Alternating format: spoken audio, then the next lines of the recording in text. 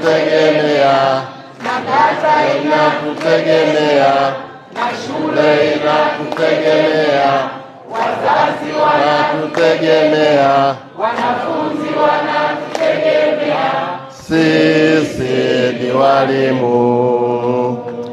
Shule zitakapofunguliwa Januari, kila muhusika atakuwa na mpango mkononi, kwamba huu ndio mpango wa kuzingatiwa kuelekea mafanikio ambayo afisa elimu alikuwa anayasema hapa. Ameyasema kwamba tulikuwa tunafanya vizuri sana kwa ngazi zote, lakini hapa katikati tunakwenda tunarudi, tunakwenda tunarudi. Mpaka kwa matokeo ya darasa 7 ametupa takwimu, tuko wa 9. Kwa hiyo tumepitwa na wale ambao walikuwa wanachukua nafasi za 26. Wako pazuri. Nini kimetusibu? Ndio mahala pake. Watafanya mawasilisho, tuchangie mawazo yetu. Mpango huu ni mzuri sana kwa sababu tunashirikishana kwa pamoja. Hao wenzetu wangeweza kukaa pale ofisini wakatengeneza wakatuletea. Lakini haikuwa hivyo, kwamba tunatengeneza mawazo yetu, lakini ngoja tukakae na wanaohusika tuwashirikishe. Kwa mpango unakuwa pamoja. Tukifeli tutafeli kwa pamoja. Tukifanikiwa tutafanikiwa kwa pamoja. Kama kuna mara tulikuwa tumelega, tukajione. Tutoke hapo twende mbele zaidi, tufanye vizuri zaidi. Kwa hiyo maelekezo yangu sasa kwa halmashauri, maafisa elimu kata wanafanya kazi, lakini wakati mwingine si ajabu hawasemi. Tumewapa pikipiki, vifaa vingine tunawawezesha ili waweze kufanya kazi vizuri. Tunawapa mafuta kwa ajili ya hizo pikipiki, tunawapa fedha kwa ajili ya matengenezo ya hizo pikipiki. Maafisa elimu, kama hazipo, ni maelekezo yangu halmashauri, fanyeni hivyo. Fanyeni hivyo, wafanye kazi kwa furaha na amani. Wakuu wa shule, niwaombe sana, msiwakatishe tamaa walimu mnaowasimamia. Usimamizi wenu ndio matokeo ya mafanikio tunayoyatafuta. Msipowasimamia, msipowamotisha, msipotoa upendeleo, hatutafanikiwa.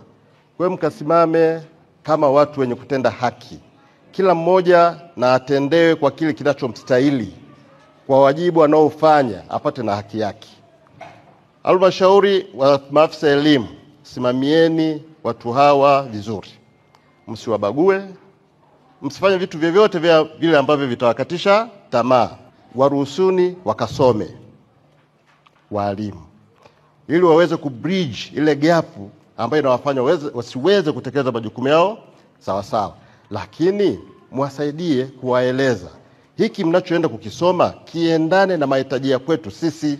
Swala la mmomonyoko wa maadili, hili ni tatizo kubwa na tunajuana. Maadili yanaporomoka, si kwa wanafunzi tu, lakini kwa walimu. Sisi ndio wasimamizi wa walimu.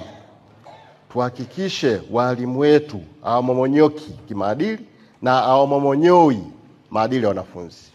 Mimi naitwa Mwalimu Vincent B. Kayombo, ni katibu tawala msaidizi ninayesimamia eneo la elimu na mafunzo ya ufundi mkoa wa Arusha, au afisa elimu wa mkoa wa Arusha.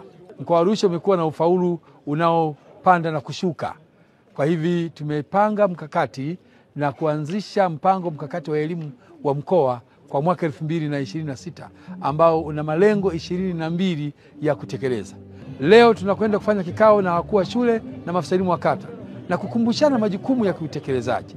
Tumeweka malengo ya kufikia ndani ya mkoa ili tuwe na uelewa pamoja, viongozi wote ndani ya mkoa na hatimaye watendaji wa kule darasani. Naitwa Mwalimu Gabriel Sarwat, afisa elimu wa kata ya Karatu na mwenyekiti wa maafisa elimu wilaya ya Karatu. Tumesikia nafasi ya mkoa na asilimia ya ufaulu ya mkoa. Nafasi ile si mbaya, lakini inahitaji kazi ya ziada ifanyike ili mkoa urejee kwenye hadhi yake ambayo imezoeleka. Mkoa wetu umezoeleka kwa kwenye nafasi ya kwanza, ya pili, tukisogea ya tatu. Leo tumesogea nyuma kidogo. Tuna jukumu la kurejesha hadhi ile, turudi kwenye nafasi zetu za asili. Ya kwanza tukishinda ya pili. Kwa mfano, kwa mikakati ambayo kata ya Karatu imekuwa ikijipangia, imekuwa ikifaulisha vizuri. Kutoka mwaka jana 2024 na mwaka huu 2025, kata ya Karatu imeongeza ufaulu kwa asilimia 10. Mwaka jana tulikuwa na asilimia 84 na mwaka huu tuna asilimia 94. Mpango wetu wa mwaka unaofuata wa 26 ni kuhakikisha kwamba shule zote za kata zinafaulisha kwa zaidi ya asilimia 90.